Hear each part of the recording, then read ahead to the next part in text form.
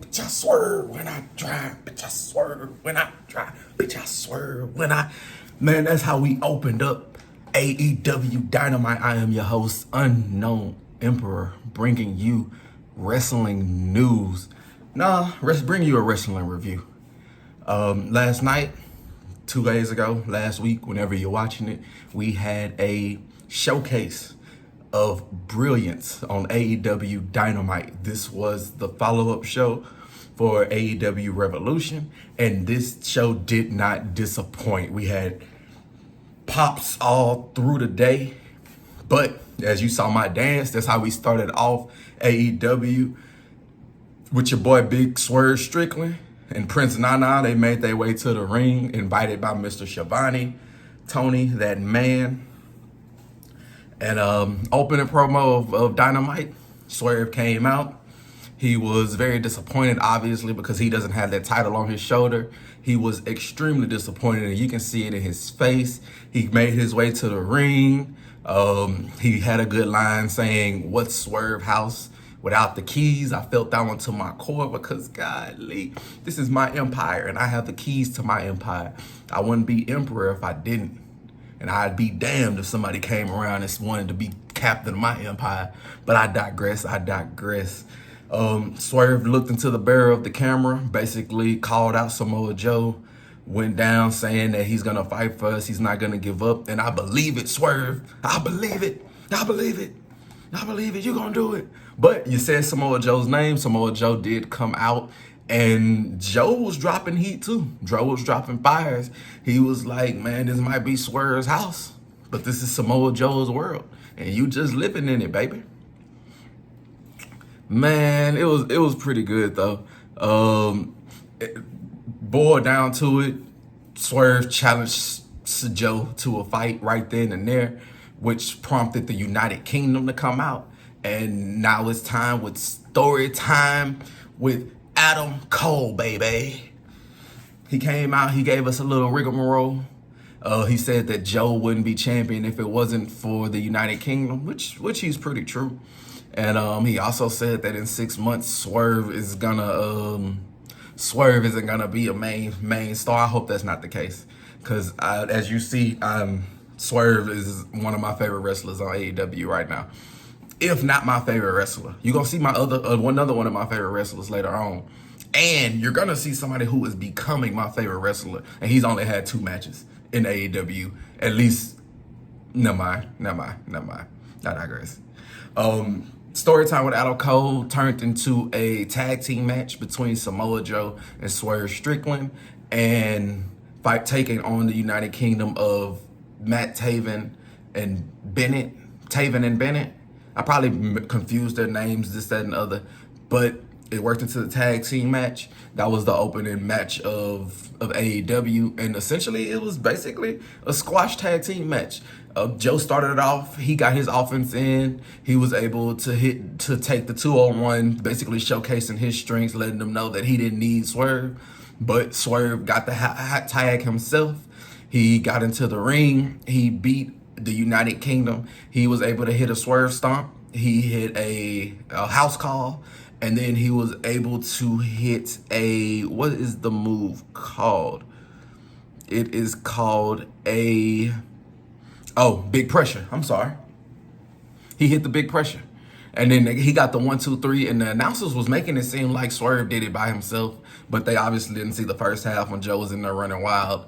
But Swerve, he got the 1, 2, 3. He was eyeballing Samoa Joe, and then Wardlow started to make his way to the ring.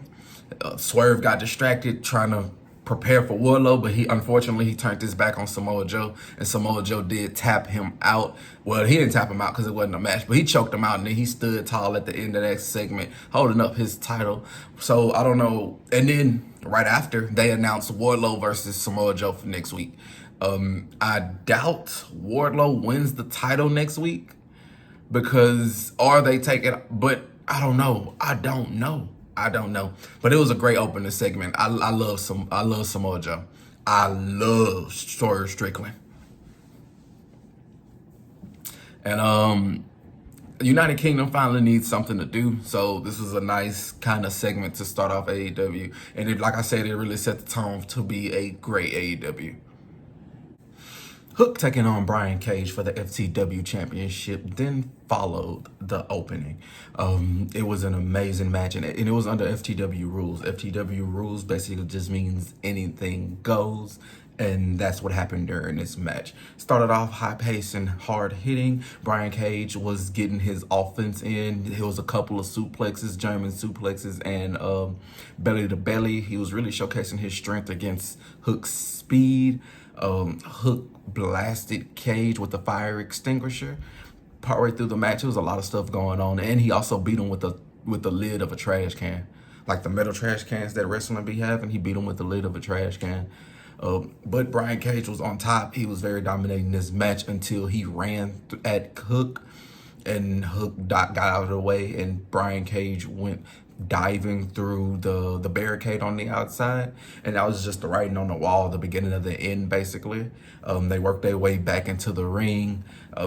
Cage hit a powerbomb and an F5 for the 1-2 kick out.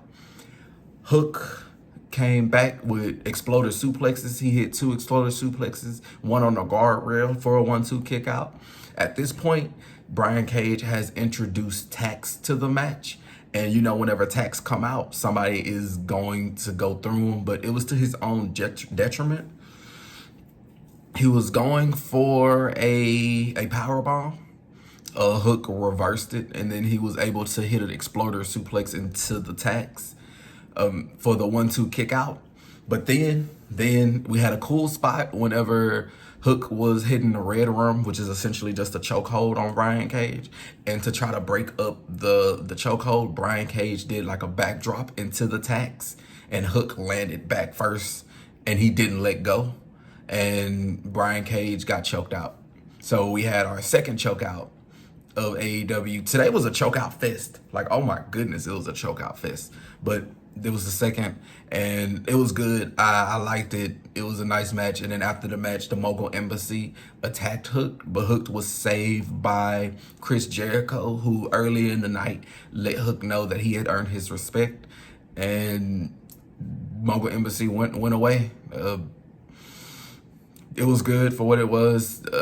Hook retains the FTW champion, and we just keep pushing. But it was a nice match. We loved it. Orange Cassidy was backstage with the Best Friends, and essentially all they did was announce that they were going to enter the tag team tournament for the titles, and that was it. Then we went to the Patriarchy. Patriarchy was then next, and they graced our screens with their presence. Christian Cage, Nick Wayne, Mother Wayne, and Killswitch. Killswitch was having a match with Cool Hand Ange, Daddy Magic, Matt Menard, and basically this is just some a layover match from what had happened at Revolution. Matt Menard got a little bit of offense in, but it didn't really go well. Killswitch hit him with two clotheslines in the back of the head, and then he got the 1-2-3. Like it was like that. The Daddy Magic, he got the jump on him. Killswitch basically ate all that. He hit 2 clotheslines in the back of the head, and he won 1-2-3. But essentially, this match was basically to set up the post-match angle. They were attacking Daddy Magic. Daniel Garcia came out. He came out. It was still 2-on-1 because Nick Wayne and Killswitch was jumping Daddy Magic. Got him out of there. Daniel Garcia ran out to the ring. They dispatched him quick, fast, and in a hurry.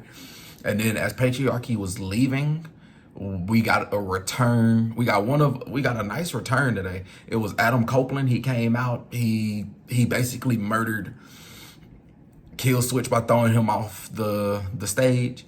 And then we got our third choke out of the night because he proceeded to choke Nick Wayne and put him to sleep. And then he chased Christian Cage throughout the arena. Christian ended up stealing a vehicle and going away to run away from Adam Copeland. Adam Copeland was very passionate and extremely very tired because if I would have ran that far, I wouldn't have made it. But then he announced, or he challenged per se, Christian Cage to a TNT Championship match March 20th in Toronto. And there, I believe that Adam Copeland is going to win that title because there's no way. But I'm glad to see Adam Copeland back. And if you don't know who Adam Copeland is, because you don't know AEW, Adam Copeland is the former Edge in WWE. He is now he's been in AEW, but if you don't know, you know now. He's in AEW running wild, and he just returned back. So I'm ready to see what's gonna happen. I like this segment. It gets a good review from me, at least a good little thumbs up for me. So then we keep pushing. Kyle O'Reilly was then backstage with Renee. Renee, like I said, was having a busy night tonight.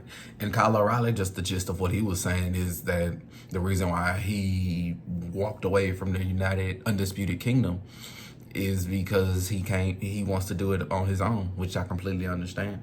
Then we fast forward, and then we was getting a video recap of Sting's retirement match and his farewell and all the good vibes and good energy that came with Sting. But immediately after, we was graced by the presence of our EVPs, Matthew and Nicholas Jackson. They made their way to the ring to make both of their announcements. The first announcement that they made was essentially a two-part announcement. They were suspending Hangman Adam Page indefinitely, and they were firing Kenny Omega, who's been out on injury from the Elite, because they said he was missing work, but he's hurt, he's sick, so they're just being dicks at this point.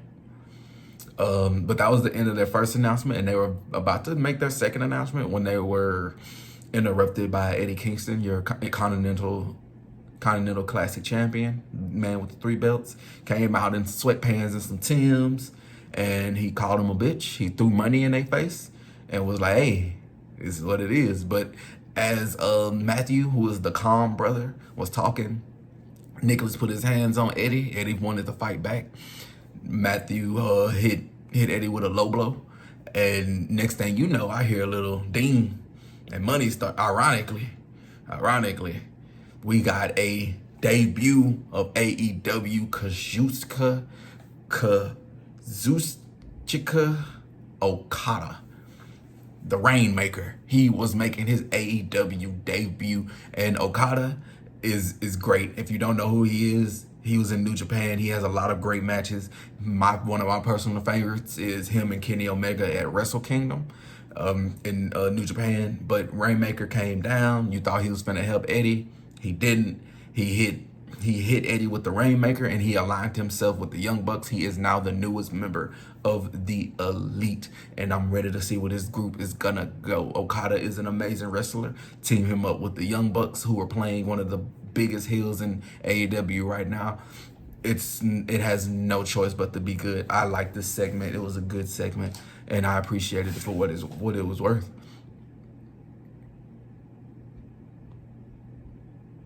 Next, we had Chris Statlander taking on Riho in just a regular match. The first part of this was Chris Statlander just throwing Riho around, and she was flexing most of the match. It was pretty your standard match right now. AEW only puts their attention in some of the women. But this is long-term storytelling, because she had Stokely on the outside. Riho was able to reverse a powerbomb into a 619 for the 1-2 kick out. Excuse me. And then we had a sit-out powerbomb by Chris Statlander for the 1-2 kick out. Stokely, after this, had slid the chain in, and he distracted the referee. While he was distracting the referee, Chris Statlander had an impasse to where she wanted to use the chain or didn't. She did not use the chain. Ultimately, Riho came in. Well, not came in. She slid in. She got the roll up. 1, 2, 3. Riho wins, and Chris Statlander now has another loss on her record. She should be tired of losing right now. So maybe one day she should use the chain, but I have a great idea about who is going to use the chain. It's going to kind of come up later on, or maybe next week whenever Willow Nightingale faces Riho. Maybe it might come in that week. But Chris Statlander and Riho are two nice wrestlers. As we continue to go, they're going to grow, but I want to see where it's gonna go from here. and great wrestling. This is mid. Like, I'll give this match like a mid rating. Wasn't good, wasn't great, wasn't bad, wasn't horrible. It just kind of served its purpose for what it was. So I give it a mid. I'll figure out a gimmick somewhere down the line, but it was mid. We now reached the point to arguably my favorite wrestler, if it's not Swerve Strickland, the timeless one, Toni Storm. Oh my goodness, she is so amazing, gorgeous, beautiful. AEW Women's Champion. She was in black and white, and she essentially just came out and she announced the Toni Awards, her Toni Awards, Toni with an I, so she don't get sued. Toni with an I, so she don't get sued. And then we made our way to Renee. She was backstage with Stokely and Willow Nightingale, and this is where essentially I said next week Rio is gonna fight Willow, and she said that she's gonna do it her way. Something tells me she's gonna do it Stokely's way, and then Chris Statlander and Willow probably is gonna have a feud later on because she's been trying to keep Chris from using the chain. She's gonna be the one that ends up using it, and you know, they might turn on Chris Statlander. I don't know where this is gonna go, but I don't know. And then Tony Schiavone was back, and he brought out Darby Allin. Darby Allin looks beat up. He looks obliterated. He looks upset, and he is most definitely alone again. Sting was basically one of the only people that had Darby's back, but now that Sting is retired, we kind of don't know what's gonna happen with Darby. But we do know that next week he has a match with Jay White.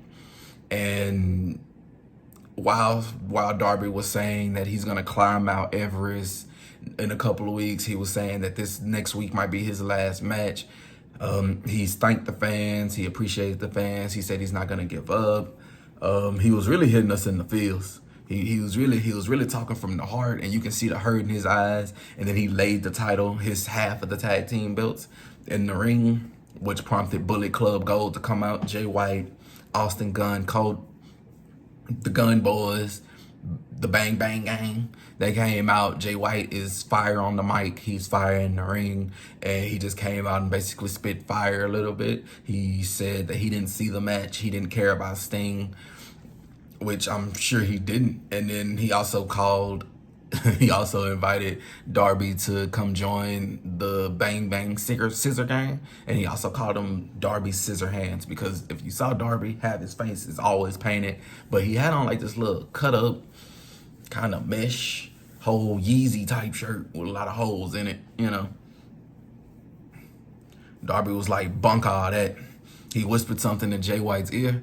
Jay White, he looked fuzzled, and then he left. And that was the end of the segment. They basically just set up their match for next week in Big Boston, and it's gonna be a good match. I know you're gonna hear me say this a lot, that it's gonna be a good match, but these are two nice competitors. Jay White has been doing great for years. Darby Allin has been fighting and crashing. He's one of the young pillars of AEW, so it's gonna be nothing but up. I have no doubt in my mind that Darby Allin is going to give his body up in this match, and Jay White is going to do great things. Next, we had Julia Hart. She was in the back, accompanied by Scott Blue, and they basically gave out an open challenge for the TBS Championship Friday. Julia Hart and Scott Blue. Oh my, amazing, great, beautiful, awesome. And then the crazy part is Scott Blue left, like we blinked. Scott Blue left, and then the House of Black was in there with Julia Hart. And they were basically going in on Mark Briscoe, calling him all types of names and challenging him to a 6-man tag, essentially. Then we streamlined straight to Mark Briscoe in the back. He was met by Jay Lethal, and Jay Lethal was like, hey, me and Jeff Jarrett, we have your back going into it. So that set up a 6-man tag between Mark Briscoe, Jay Lethal, and Jeff Jarrett, facing the House of Black, consisting of Malachi Black, Buddy Matthews, and Brody King. So we have that next week. It's gonna be nothing but carnage. Malachi Black is a great everybody involved is nice. Great storytelling. It's all about how they're presented, and they're presented very in the best way. Last but not least, that brought us to our main event, and I'm just gonna let you know now that out of any matches that you see on last week, like I said, AEW, this is the match that you have wanted to see. This is between Will Ospreay and Kyle Fletcher. Kyle Fletcher is the Ring of Honor heavyweight champion, and this is a match that, within my lack of being able to, explain stuff until I get better at it, this is one of those matches that I just can't explain. Like I can go down, give highlights, but there's too many highlights that my explanation of it is not gonna give it justice. Will Ospreay, Kyle Fletcher, this was a great match. Will Ospreay is somebody I was referencing earlier. He is slowly becoming one of my top wrestlers because he has been in AEW, but now that he's officially in AEW, he has had 2 matches. One against who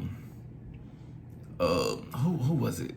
The other part of the Don Callis family, and then now against Kyle Fletcher, and both of those matches has been immaculate. Oh my goodness. This was just a showcase between 2 friends. You knew that they were friends, and 2 great wrestlers because their energy, their passion, their love for one another, their competitive nature was just oozing from the screen. They were smiling, but they were also going hard and heavy. And this was a match that I really got behind. They started the match with showing a whole lot of respect for each other. It was a lot of back and forth. It was a lot of near falls. It was a lot of moves that you just couldn't keep up with. It was flips, it was dives, it was power bombs, it was exploder suplexes, it was cutters, it was everything of the whole 9 yards. Like I said, I'm not gonna be able to do it justice because of so much wrestling that took place in the 15 minutes that they were here. Fletcher was able to get a spurt of offense in. He got a suplex. He hit a step up enziguri in the corner, and then he was able to do a brain buster, like boom, boom, boom, boom, boom. Just like the moves that I name off, he did them in quick recession. It was for a 1-2 kick out. Kyle wanted to hit Ospreay with this amazing avalanche fisherman suplex. He flipped him. That man, Will Ospreay, landed on his feet. And then he just looked at my mans. They had a little chop battle when they were holding each other. Like they had each other and they were just chopping the shit out of each other. Like hidden, stiff, boom. And Will Ospreay, he hit you with a super kick, your head getting knocked off your shoulders. Cause he hit a super kick, and the way that he hit his super kicks, he wrap around and he hit you in your chin. He hit a couple of those super kicks for the kick out. After a reversal, that man Will Ospreay was able to hit a Liger bomb for the 1-2 kick out. And then this is the moves that we got. We got a Spanish fly by Will Ospreay. That was a kick out. He then did his ox cutter for the 1-2 kick out. And then he was setting up for the hidden blade. Usually when he do the hidden blade, he does an elbow to the back of the head. But Fletcher knew it was coming, so he sat there and he asked for it. And then he looked him in the eyes like, hey, I got you. He obliged his friend. He hit a hidden blade that wasn't so hidden because he got him right here between the eyes. 1, 2, 3. Will Ospreay is now winning. He's not a champion at the moment, but he has now won both of those matches. He's 2-0. He's essentially 5-0, but 2-0 from his official run. And this was a great showcase of friendship, great showcase of 2 great wrestlers showing respect for each other in the ring. But the celebration did not last long because next thing you know, we hear Bryan Danielson's music, and he comes out and he stares Will Ospreay in the face, which lets you know that it's super serious. And this is a program that I am dying to see. 2 of the greatest wrestlers of all time, Bryan Danielson and Will Ospreay, or at least 2 of the greatest wrestlers that I've seen with my eyes, are gonna get into a program with each other, and I'm all for it. This AEW Dynamite was a good Dynamite, all in all. Overall, it was good. It did have some parts that I thought was mid, but for the Swerve, for the Toni Storm, Julia Hart, for the Darby segment, and for this main event, you gotta give it a good. Good rating. Good, medium, bad. You know, it wasn't a mid. It was good, and it was a good bounce back from Revolution. And I'm ready for next week. Next week we might get Monet, the former Sasha Banks, boss time in Boston. But we'll see. I appreciate you for tuning in. If you like what you heard, or if you didn't like what you hear, still leave a like, leave a comment. Don't forget to share. Don't forget to subscribe. And then you leave your opinions in the comments down below. If you liked the match, if you didn't, if you agree with me or disagree, we can talk about it in the comments. But until then, thank you for coming into the Empire, where we give you everything of what you need. And even if you don't need it, we got it.